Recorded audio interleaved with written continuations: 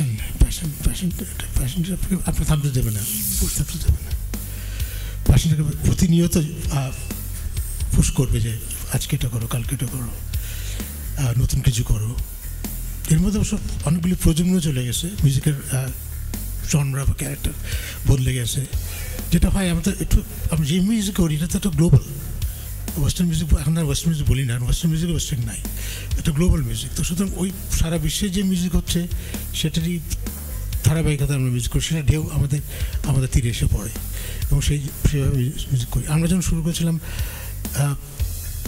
Late 70s, তখন যে মিউজিকের ধারা ছিল ওয়ার্ল্ড ওয়াইড, সেরকম ধরনের মিউজিক করিয়ে আমরা বাংলা গানের কথা জুড়ে দিয়ে চেষ্টা করেছি বাংলা রক সৃষ্টি করার, যেভাবে আজম ভাই করেছিলেন আমাদের উত্তরসূরি, ঠিক সেভাবেই। আবার এখন যারা করছেন, আমি ডেফিনেটলি আজকালকার যেসব ব্যান্ডরা ওয়েস্টার্ন ওয়ার্ল্ডে পপুলার, তাদের গানের মতোই ধারায় তারা গান করছে।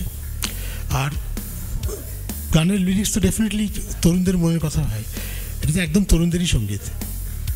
এই জনরা যে বাংলা রক যেটা বলি, একেবারে তরুণদের সঙ্গীত। আমরা যদিও খুব তরুণ নাই আর কি, তারপরেও আমরা চেষ্টা করি তরুণদের মনের ভাষা গান করার তাদের।